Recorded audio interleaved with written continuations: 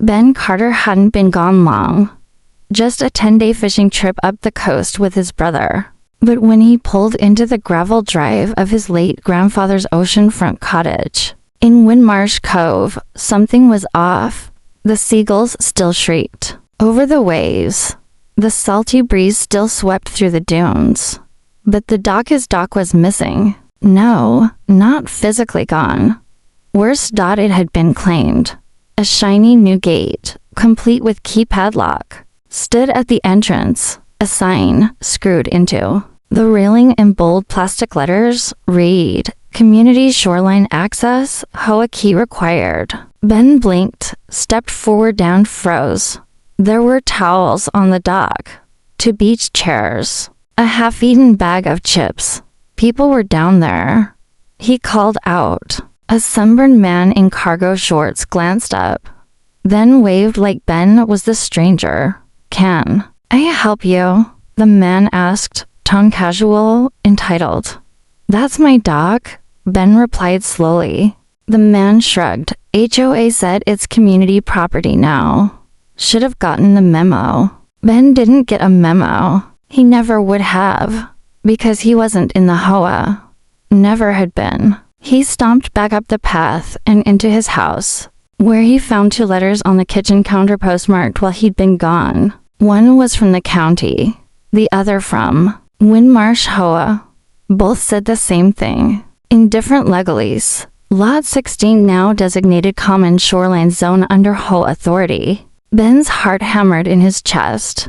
The dock, the beach, the bluff side yard, it had all been deeded to the community. No, that wasn't possible. The property had been in his family since 1958. He'd paid the taxes, never missed a payment, never signed anything over, and he had never joined any HOA.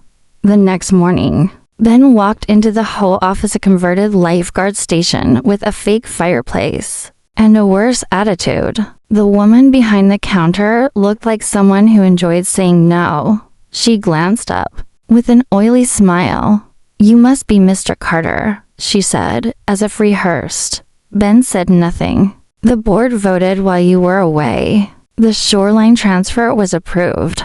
It's all in the community bylaws section 5.4. She handed him a printed packet stapled crooked. He stared down at the document. It listed his property by number. Lot 16. Sold. Transferred. Without his consent. He looked up, voice quiet but dangerous. I never signed anything. I never joined your HOA. She gave a shrug like he'd just lost a raffle. If you're not a member, Mr. Carter, then you don't have standing to object. Outside, Ben stood at the edge of the bluff, eyes locked on the dock below. He could feel it. Deep in his gut. This wasn't just a land grab. It was war. And he wasn't about to lose. Ben didn't sleep that night.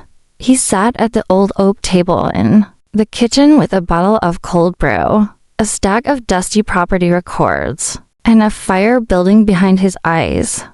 His grandfather's original deed was there, filed in 1958, notarized and crystal clear. Lot 16, oceanfront, dock included. No mention of any HOA, no easement rights, no shared zones. Just private land, fully owned. So how the hell had it been sold? He typed Windmarsh HOA into his laptop. The website looked modern, flashy, like a luxury condo ad. Right on the front page was a picture of his dock, now labeled Community Shoreline Recreation Area. Smiling families, a dog with a frisbee. It made him sick. But the real punch came when he found the board meeting minutes. 2 weeks ago, while Ben was waist-deep in trout streams, the Windmarsh HOA had held a vote. Not just any vote. A protective shoreline acquisition resolution. They claimed the beach had been improperly zoned decades ago, that it was meant to be part of the original HOA, but was erroneously left out due to administrative oversight. The solution? Retroactive acquisition. Silent vote. No notice. They purchased the lot for $1 and declared it community buffer land. Ben felt his stomach twist. They'd done it under legal technicality.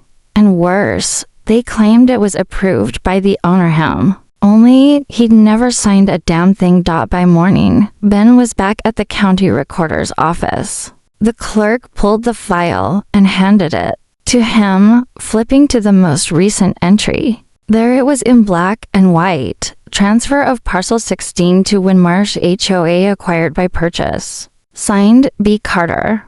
His mouth went dry. It was his signature. Sort of. But the date was from 2 weeks ago, and the signature was off, slanted weird. Almost like it was traced. He looked at the clerk.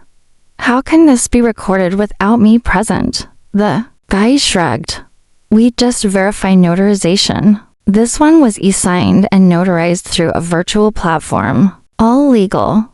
Ben blinked. Virtual? The clerk nodded. Online notaries are legal in state now, as long as there's ID confirmation. Wasn't you? Ben didn't answer. He grabbed the photocopy and walked out into the parking lot with ice in his spine. Back at the house, he searched his files. Nothing out of place. No sign of theft. Then he checked his email trash folder. Buried under spam and shipping confirmations was an email from a platform called eSignath, sent while he was in Oregon. He clicked it. The email said, "Your document is ready to sign." Below, it was a line. "If you did not authorize this, please contact our fraud department." He clicked that too, but it was too late. The link was dead. Someone had signed as him, probably with a forged photo ID. Maybe even a fake video confirmation. Whoever they were, they had help, and they'd used it to steal his land.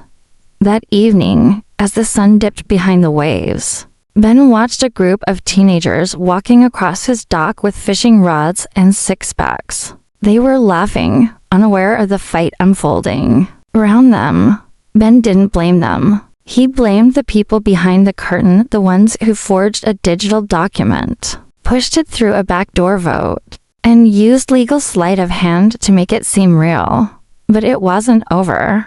Because what the HOA didn't know, what they couldn't possibly expect, was that Ben had an ace in his corner. His cousin Alex Carter, a land use attorney in Austin. A real bulldog. Ben picked up his phone and hit call. "Alex," he said, "you remember Grandpa's dock?" "Of course. They just sold it while I was gone, using a fake signature." There was a long pause. Then Alex's voice hardened. "Send me everything. I'm flying in." Alex Carter didn't waste time. He landed in Windmarsh Cove with a briefcase, a folder full of legal statutes, and the kind of smile that usually meant someone else was about to have a really bad week. Alex wasn't just a land use attorney, he specialized in HOA takedowns. Over the last decade, he'd helped 6 neighborhoods dissolve corrupt boards and recover stolen funds. The man had a reputation, and when he stepped into a courtroom, HOA letters called their lawyers and prayed. Ben picked him up from the airport, filled him in on the forged e-signature, the suspicious vote, and the sudden purchase of Lot 16. Alex flipped through the documents. "This is fake. That e-signature platform doesn't meet federal ID verification standards. You never authenticated anything in real time. That's fraud." Ben leaned forward. "Can we prove it?" Alex smirked. "Not only can we prove it, we can burn this entire operation to the ground." The next morning, they paid a visit to the HOA's title attorney, a stiff guy named Royce with a permanent Bluetooth in his ear and the personality of a fax machine. Royce barely looked up when they walked in. Alex didn't bother with introductions. "You facilitated a property transfer using a forged e-signature through an unlicensed notary. You're now exposed to liability, civil and criminal." Royce blinked. "I acted in good faith. That was filed legally." Alex dropped a copy of the fraud report from eSignath on his desk. Ben had filed it that morning after the platform finally responded and confirmed the authentication video didn't match Ben's facial data. The person who signed the form used a deep fake. Royce's face went pale. That's not my fault. The HOA submitted the documents. I assumed they had authority. Alex cut him off. Then you better start talking. Who gave you the paperwork? Royce swallowed. The HOA president, Darla McPike. She said it was part of a shoreline consolidation. Said the owner had already agreed. I just processed it.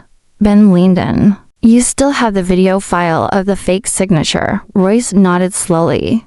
Yeah, it's in the title folder. Why? Alex's smile was ice, because we're about to subpoena it.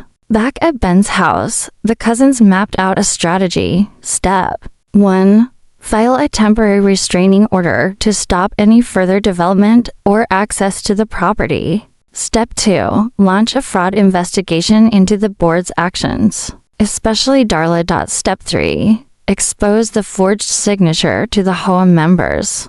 Loudly. But before they could even get started, someone beat them to the punch. That evening, Ben's phone buzzed. A text from an unknown number. They did it to us. 2. HOA stole our pool lot last year. I have proof. Meet tonight. Alone. Ben showed the message to Alex. Alex narrowed his eyes. It's bait. Or it's real, Ben said. And if they've pulled this scam before, we've got them dead to rights. That night, Ben drove out to a dimly lit cul-de-sac at the edge of Windmarsh Cove. The houses here were older. A little rough around the edges. No beach views. No Teslas. A woman stepped out of the shadows mid-60s, tan skin, tough eyes. You Ben Carter? She asked. He nodded. I'm Glenda Darnell. They took my family's rec lot. Said it was improperly registered. Claimed we owed back dues from the 90s, then foreclosed on it. For a $37 fee, she handed Ben a folder. Inside were pictures, documents, copies of letters sent by Darla herself. Same handwriting, same language, same tactics. I took him to court, but they dragged it out for 2 years. I gave up. Couldn't afford the fight. Ben's pulse kicked up. He had the evidence now, the pattern, the history. He looked up at Glenda. Would you be willing to testify? She smiled grimly. You bet your ass. Back at the house, Alex combed through Glenda's file. This isn't just one bad deal. It's a pattern. They've done this to multiple owners. Fake back dues, fraudulent votes, shell company transfers. Ben stared at the wall. He remembered the shady buyer listed on his property's sale Tide Point Investments LLC. He hadn't looked into it yet, but something about that name felt planted. Who owns Tide Point? Ben asked. Alex frowned. Let's find out. He opened a corporate records search. And when the result loaded, they both leaned in. Tide Point's registered agent, EMC Pike. Same last name as Darla. Ben felt his jaw tighten. Her husband, Alex muttered. She didn't just steal your Doc. She funneled it to her own family's company and sold it out from under you while you weren't even in the HOA. Ben exhaled slowly. This wasn't just theft. It was a racket. And Darla was at the center of it all. Ben stared at the Tide Point LLC report like it was radioactive. Tide Point wasn't just shady. It was a ghost. Registered in Nevada. Operated out of a rented mailbox in Reno. No employees. No website. And one manager listed. Eugene McPike, Darla's husband. Ben's stock hadn't been sold to a stranger. It had been funneled to the HOA, president's family, through a fake vote, under a stolen name. Alex was already pulling up state fraud statutes. This isn't just unethical. It's organized theft. She used her position to sell off private property to her own shell corp. That's wire fraud. Mail fraud, conspiracy, even racketeering depending on the scale. Ben's hands clenched into fists. How many others did she take land from? Alex turned to him. Enough to trigger a federal investigation if we play this right. But they couldn't just file paperwork and hope for justice. The HOA controlled the narrative. The board was full of Darla's loyalists. Every official update was filtered, softened, or buried. Ben needed to go public. He spent the next 48 hours gathering evidence. Glenda Darnell sent over her files. 2 more neighbors emailed him, claiming similar stories, strange retroactive dues, threats of foreclosure, property transfers they never agreed to. Alex organized everything into a bombshell legal packet complete with the video of the fake signature from Royce, notarization fraud analysis, and property records tied directly to Tie Point Investments. And then Ben did something Darla never expected. He launched a live stream. At noon on Saturday, the stream began. Ben stood at the end of his dock, ocean crashing behind him, laptop camera steady. "I'm Ben Carter," he said, "and I'm here to tell you how Windmarsh Cove's HOA stole my family's land while I was out of town and sold it to their president's husband. Without my knowledge, without my signature, and without the legal right to do it." He walked viewers through the entire case, the faked email, the deepfake video, the shell company, the list of victims. "We think we're safe because we own our homes," Ben said. "But that changes the moment you let your HOA think they're the law. They don't protect communities, they loot them." The chat exploded.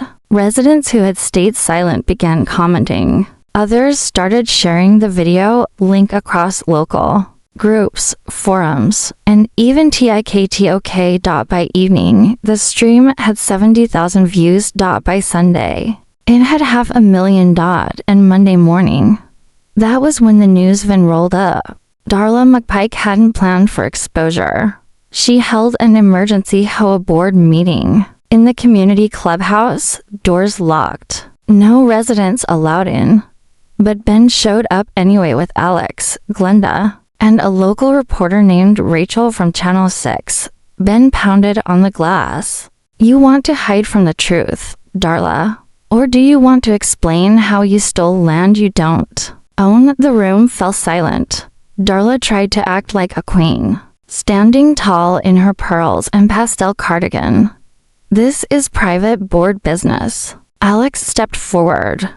"And this is your cease and desist order for unlawful seizure of private land, trespass, and fraud." He handed it to her with cameras rolling. Darla's face froze. Her hand shook. "You have no jurisdiction," she snapped. "You're not even a member." Ben's voice cut like a knife. "Exactly. I was never a member. Which means you never had power over my land.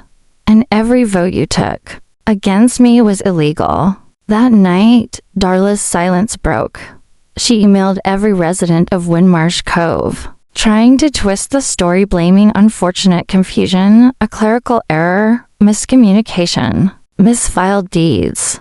But it was too late. The evidence was public, and the community had seen the truth.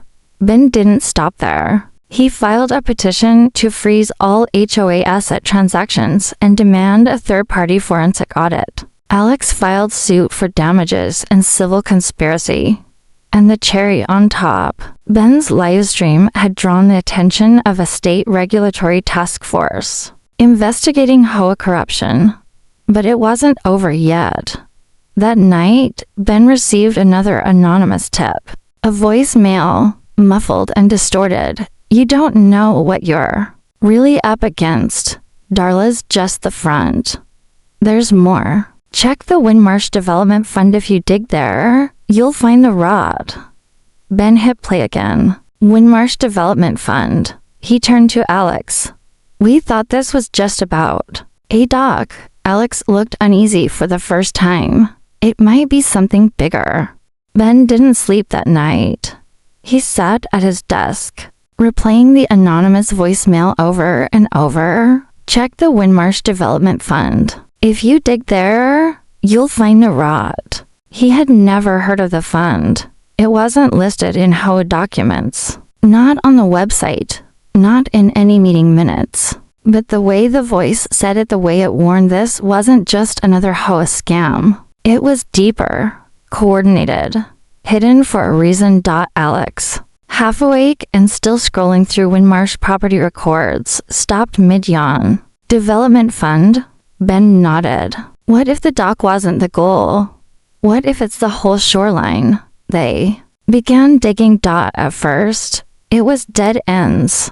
Ben called the county planning office. No record of any Windmarsh Development Fund on file. But Alex, sharp-eyed as ever, noticed a line buried inside an obscure tax form, a trust labeled WDF Holdings, paying property levies on a series of parcels near the shoreline. None of them matched existing whole lots. What are these? Ben asked. Alex traced one address to a vacant strip of sand behind the bluffside trail. Another was a rocky inlet where kayakers launched in the summer. But one was his grandfather's dock lot. 16. Except here, it wasn't listed as private property. It was registered under future shoreline redevelopment. Phase 3.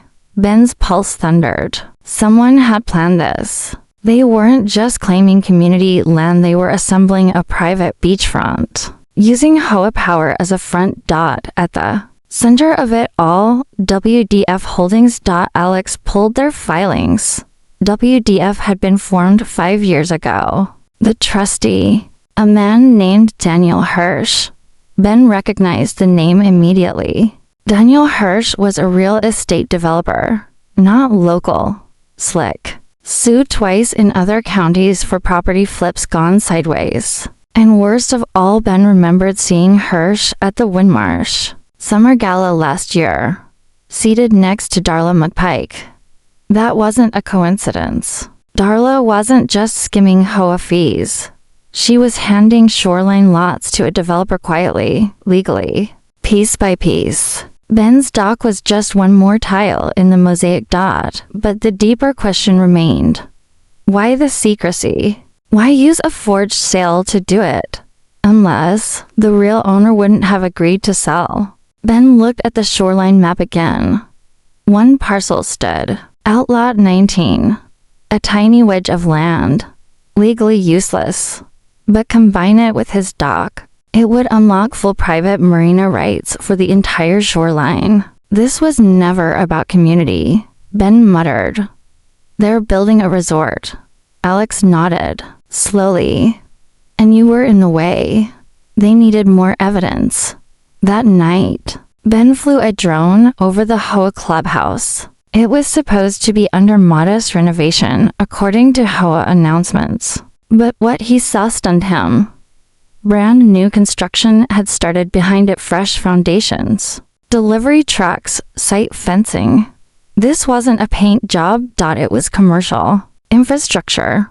Ben zoomed in on one banner posted along the fencing. It read, "Coming soon. Windmarsh Oceanside Welcome Pavilion. Exclusive access. By membership only." He nearly dropped the controller. The next day, they returned to Royce, the title attorney. "Did you record anything else for Tide Point?" Alex asked. "Or WDF Holdings?" Royce hesitated. "Look, I'm just the middleman. I process what they send me. That's it." Ben leaned forward. "If you help us, we'll protect you. But if you're hiding anything, you're going down. With them." Royce's lip twitched. Then he sighed.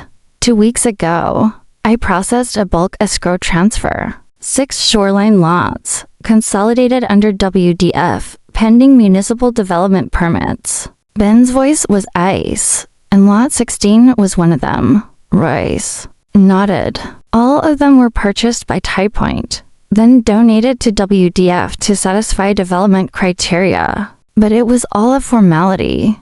Same names on both, just moving chess pieces. It was the smoking gun. Darla used her HOA power to grab parcels including Benz then funneled them through her husband's shell company into a development trust, owned by a developer she sat next to last summer. And no one in the community had a clue. Benz stared at the drone footage again.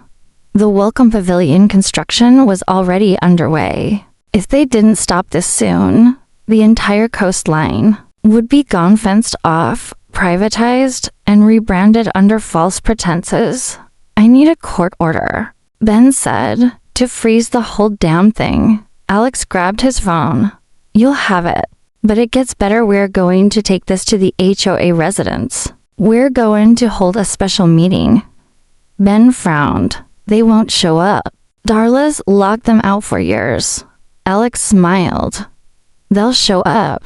Because now, we have the one thing she never expected.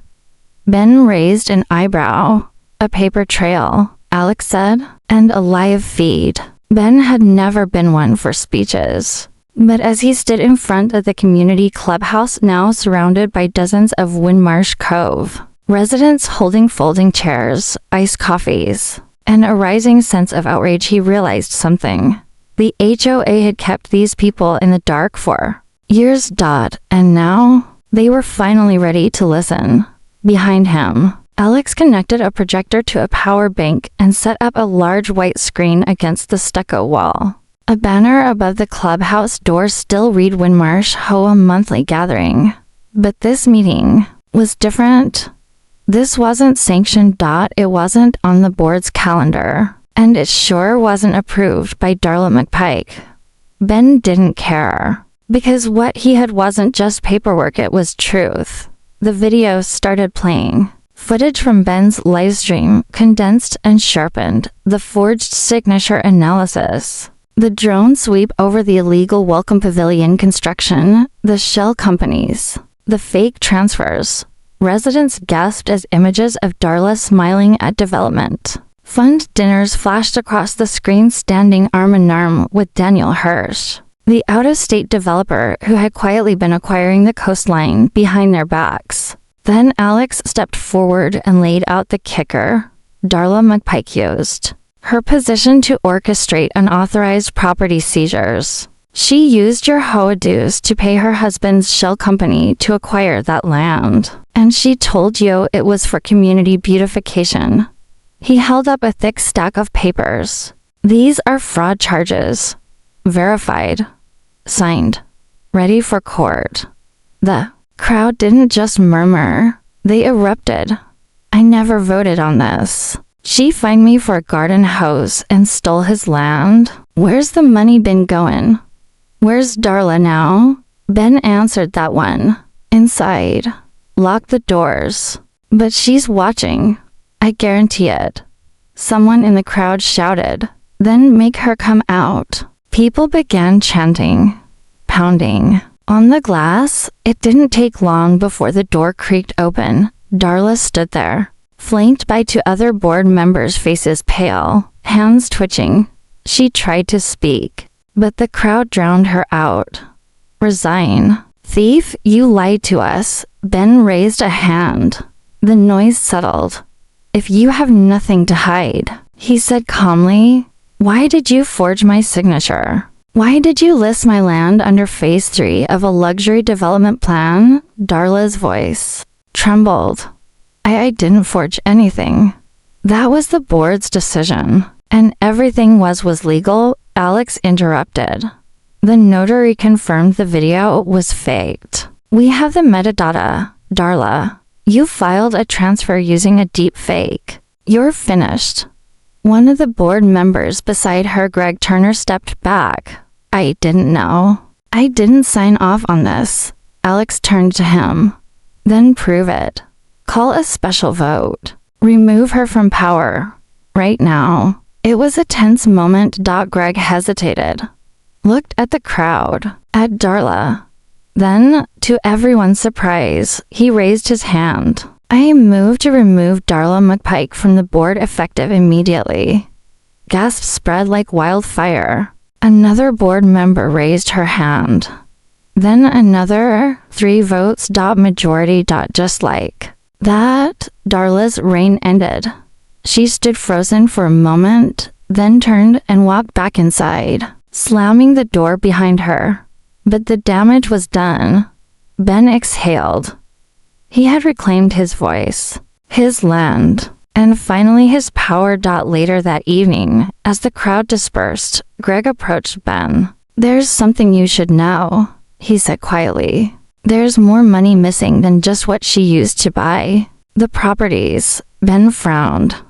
"What do you mean?" Greg handed him a flash drive.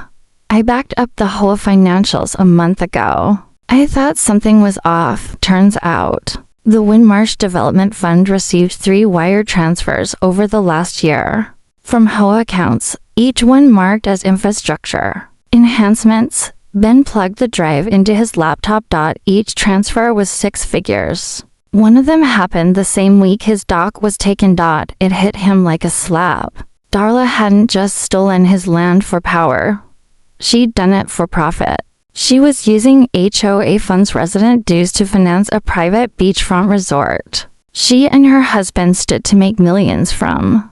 And the community, they were footing the bill. Ben stared at the screen, fists tight. "She's not done," he muttered. "She's just regrouping." Alex nodded grimly.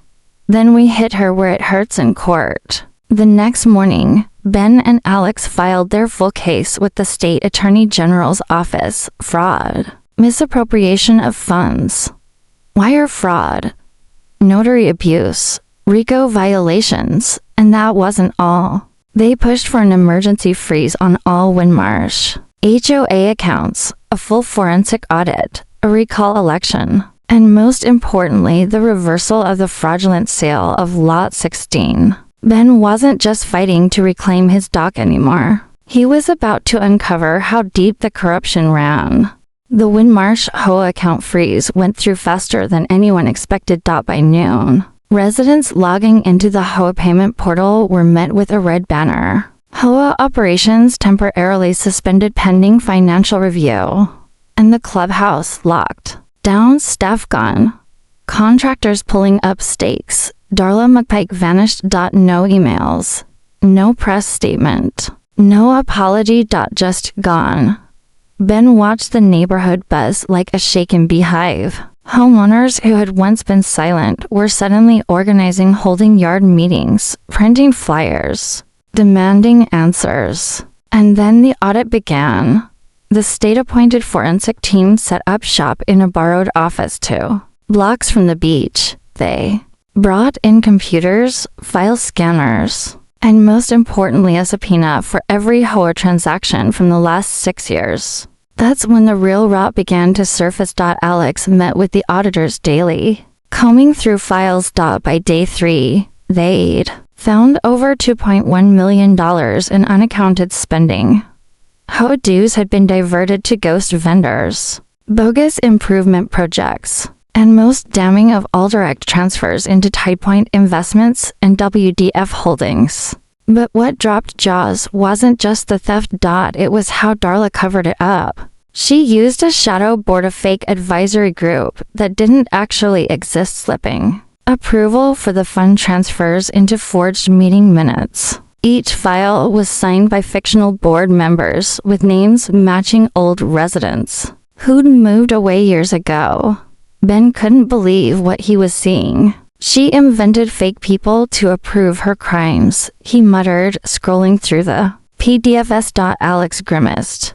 "We're not dealing with an HOA president anymore. We're dealing with a full-blown white-collar crime syndicate." One document stood out: a confidential HOA memo titled Windmarsh Redevelopment Schedule, Private Eyes Only. Inside was a detailed timeline, permitting approvals, construction schedules, even marketing plans.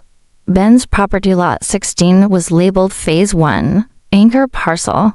It wasn't just a dock to them. It was the foundation of the whole resort. If he hadn't come back when he did, if he hadn't looked twice at that sign by now, his land would have been paved, gated, and leased out for private boat access at $50,000 a year. And the rest of Windmarsh Cove, just a brochure photo for something it never agreed to be. But Darla's silence finally cracked. That evening, Ben got an alert on his phone. Breaking news. Former HOA president sues residents. Claims removal was illegal. Darla had filed a countersuit. In it, she claimed her removal violated HOA bylaws, that Ben's dog had always been disputed property, and that the community acted in hysteria without legal authority. Alex read it and scoffed. This isn't a lawsuit. It's a smokescreen. She's trying to flip the narrative. Before the audit buries her, Ben looked at the bottom of the filing. It listed Daniel Hirsch as her legal counsel. Of course, the developer hadn't just financed the scam, he was doubling down to save it. The next morning, something unexpected happened. A man in a suit showed up at Ben's house. Early 50s. Worn face, eyes full of regret. "I'm Frank Raleigh," he said. "Used to be treasurer for the HOA. Stepped down in 22. Ben nodded. "You were one of the only honest ones, right?" Frank handed him a sealed envelope. "Not always. I looked away when I shouldn't have. But before I left, I downloaded a backup of the HOA's restricted accounts. Just in case." Ben opened the envelope. Inside was a hard drive. And what it held: explosive, a full export of HOA correspondence emails between Darla and Daniel discussing kickbacks, election manipulation, and plans to buy out remaining homeowners with HOA fines until they were priced into surrender. Ben's hands trembled as he scrolled through the evidence. They weren't managing a neighborhood. They were bleeding it dry. Alex sent the entire drive to the state AG's office and local media. The next headline dropped within hours: Windmarsh HOA under criminal investigation, developer. Former president named in $2.1 million fraud case. And just like that, the tide turned. Residents rallied in the park for an emergency town vote. The remaining board members, those who hadn't fled, were ousted in a landslide. Ben was nominated to lead the interim reform committee. He declined.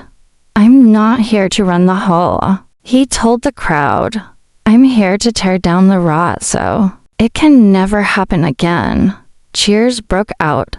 The air was electric. For the first time in years, Windmarsh Cove felt like a real community again.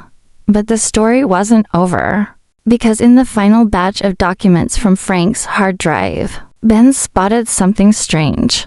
A letter addressed to Daniel Hirsch from a private international bank, referencing a $5 million deposit tied to WDF International Ltd. Offshore. Not registered in the U.S. Alex's voice went cold. They weren't building a resort for Windmarsh. They were flipping it for foreign investors. Ben narrowed his eyes at the screen. "Then we're not just taking down a crooked HOA." He leaned forward. "We're stopping a hostile takeover." Windmarsh Cove was no longer a sleepy beachfront neighborhood. It had become a battleground fought in public forums, legal chambers, and cable news segments. And as Ben Carter stood on his reclaimed dock, watching the sunrise over the ocean that nearly got sold out from under him, he knew the real fight was just beginning. Because behind all the fake signatures, shell companies, and HOA fines was something bigger. Something offshore. Alex dug into WDF International Ltd., the offshore entity named in the final document Frank Raleigh had uncovered. It was registered in the Cayman Islands, owned by a company called Telecory Maritime Holdings, whose board included one familiar name, Daniel Hirsch. Turns out, Darla's husband wasn't just laundering local land into a regional development. He was helping Daniel package Windmarsh Cove and other neighborhoods just like it into a foreign real estate trust, flipping U.S. shoreline into high-yield international assets. WDF was just the front. There were 3 other HOA letters across the coast already wrapped in similar beautification projects. Windmarsh wasn't the first, but it was about to become the last. Alex compiled everything. Wire transfers to offshore accounts. Internal emails between Hirsch and a foreign investment broker. Notes about quiet acquisition thresholds targeting 51% land control in non-corporate HOA zones. And that's when it hit Ben. The HOA was never about rules, or dues, or community. It was about quiet leverage. Use small-time fines to bully residents, create fake debt, seize land, flip it, then sell the package to foreign buyers who thought they were getting paradise at wholesale prices, but that scheme only worked if no one pushed back.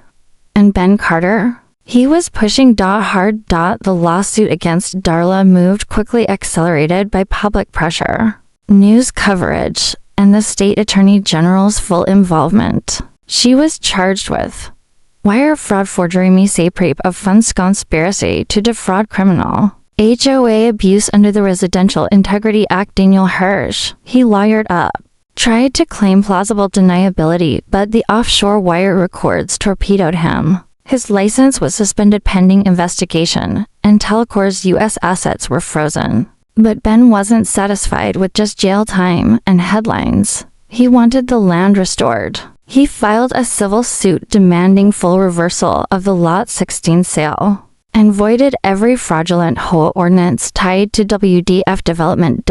It took weeks of fighting, but the court ruled in his favor. Lot 16 was returned.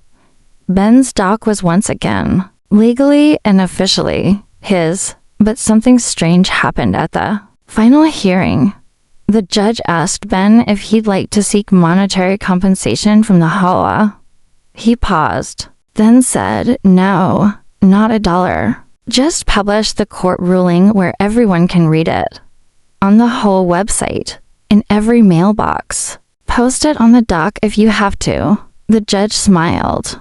That's poetic justice, and it was. But Ben wasn't done. He and Alex helped form a new resident committee, not an HOA, but a property owner defense group. No fines, no secret meetings, just neighbors watching out for each other. Within months, Windmarsh Cove had cleaned out every old policy written by Darla's board. The Welcome Pavilion was demolished. The WDF permits were revoked. The beach reopened to everyone. No gate, no keypad. Ben didn't run for any position, but people still called him the man who saved Windmarsh. 1 year later, Ben stood on the dock again, now restored with new planks and a handmade sign that read, "Private property, family land since 1958. Trespass, and you answer to Ben." The old neighbors came back. Kids played along the shoreline again. No more threats. No more hidden cameras. Just peace. Alex joined him, beer in hand. "Think they'll ever try something like that again?" Alex asked. Ben smiled. "If they do, they'll have a hell of a fight on their hands." Alex raised his bottle. To dock defenders, they clinked glasses. But just as the sun dipped below the waves, Ben's phone buzzed. A new email. Subject, Windmarsh Redevelopment. Appeal notice filed. The sender, a lawyer from a new firm in Dubai. Ben stared at the screen, then smiled. "Let M come. If this story lit a fire in you, don't stop here." HOA corruption is real. Homeowners everywhere are waking up. Like, share, subscribe, because you never know when the fight for your land will come knocking. And when it does, you'd better be ready.